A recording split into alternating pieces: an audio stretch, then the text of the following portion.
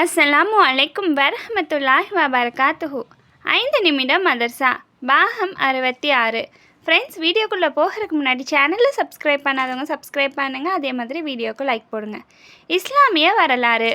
ஹீரா குகையில் நபி ஸல்லல்லாஹு அலைஹி வஸல்லம் நபித்துவம் வழங்கப்படும் நேரம் நெருங்க அன்னலார் தனிமையை பெரிதும் விரும்பினார்கள். அனைத்தையும் விட்டொதுங்கி தனிமையில் இருப்பது அன்னலாருக்கு நிம்மதியை தந்தது. உணவையும் தண்ணீரையும் எடுத்துக்கொண்டு மக்காவுக்கு அருகில் உள்ள ஹீரா என்னும் மலை குகைக்கு சென்றார்கள். அங்கு இப்ராஹிம் நபியின் முறைப்படியும் தமது தூய எண்ணத்தின்படியும் அல்லாவை வணக்கத்தில் பல நாட்கள் வரை ஈடுபட்டு இருந்தார்கள்.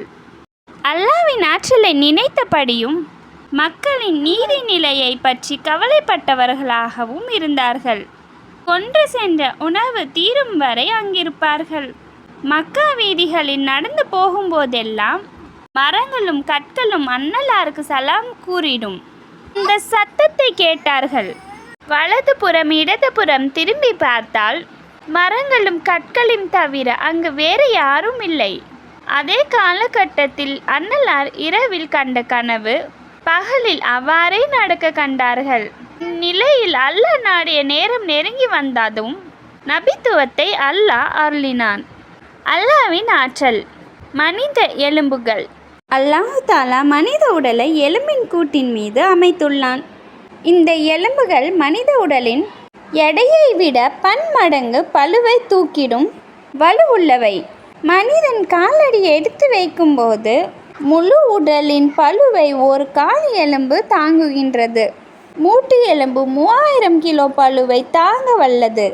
இது ஸ்டீலை விட மிக உறுதியானதாகும். 10 மடங்கு மெல்லியதும் லேசானதும் ஆகும்.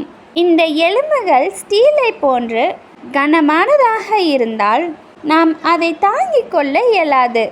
மெல்லிய இந்த எலும்புகள் ஸ்டீலை விட அதிக வலுவுள்ளதாக இருப்பது நிச்சயம் அல்லாவின் ஆற்றலே ஆகும்.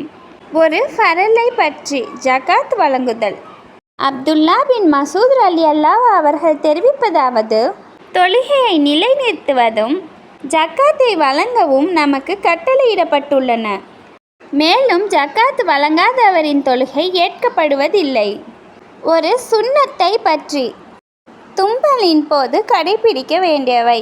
அன்னலார் நபி ஸல்லல்லாஹு அலைஹி வஸல்லம் அவர்கள் தும்பல் வந்தால் தனது புனித முகத்தை துணியால் அல்லது கையால் மூடிக்கொள்வார்கள். இந்த ஹதீஸ் திருமதியில் இடம்பெற்றிருக்கு. ஒரு முக்கிய அமலின் சிறப்பு. தன் குடும்பத்தாருக்கு செலவிடுதல். அல்லாவின் பாதையில் செலவு செய்த ஒரு தீனார், ஒரு அடிமையை விடுதலை செய்வதற்காக செலவு செய்த ஒரு தீனார், ஒரு ஏழைக்கு தர்மம் செய்த ஒரு தீனார், தனது குடும்பத்திற்காக செலவு செய்த ஒரு தீனார், இவற்றில் 4வது செலவே அதிக நன்மை அளிக்கக்கூடியதாகும் என நபி ஸல்லல்லாஹு அலைஹி வஸல்லம் அவர்கள் கூறினார்கள். இந்த ஹதீஸ் முஸ்லிமில் இடம்பெற்றிருக்கு. ஒரு பாவத்தை பற்றி. வியாபாரத்தில் பொய் சொல்லுதல். நபி ஸல்லல்லாஹு அலைஹி வஸல்லம் அவர்கள் வியாபாரிகள் பெரும் பாவிகள் என்றார்கள். யா ரசூலல்லாஹ், அல்லாஹ் வியாபாரத்தை ஹலால் ஆக்கவில்லையா என மக்கள் கேட்டனர். அதற்கு நபி ஸல்லல்லாஹு அலைஹி வஸல்லம் அவர்கள், ஆம், நிச்சயமாக, ஆனால் அவர்கள் பொய் சத்தியம் செய்து பாவியாகிறார்கள், மேலும் மிகுத்தமான பொய் பேசுகிறார்கள் என பதில் அளித்தார்கள். உலகத்தை பற்றி. துர்பாக்கியத்தின் அடையாளம். 4 விஷயங்கள் துர்பாக்கியத்தின் அடையாளம் ஆகும் என நபி ஸல்லல்லாஹு அலைஹி வஸல்லம் அவர்கள் கூறினார்கள். அல்லாவின் அச்சத்தால் அல்லாத வறண்ட கண்கள். மறுமைக்காக அல்லது பிறருக்காக எப்போதும் இலகாத கடிதமான இதயம். நீண்ட ஆசைகள். உலக பேராசை. மறுமையை பற்றி.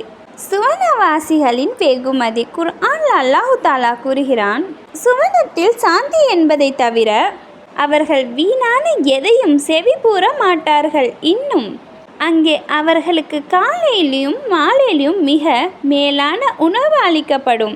இத்தகைய சொர்க்கப்பதியை நம் அடியார்களின் பயபக்தி உடையோர்களுக்கு நாம் அனந்தரமாக்கி விடுவோம். குர்ஆனின் அறிவுரை. குர்ஆனில் அல்லாஹ் தஆலா கூறுகிறான், நீங்கள் வறுமைக்கு பயந்து உங்களின் குழந்தைகளை கொன்று விடாதீர்கள்.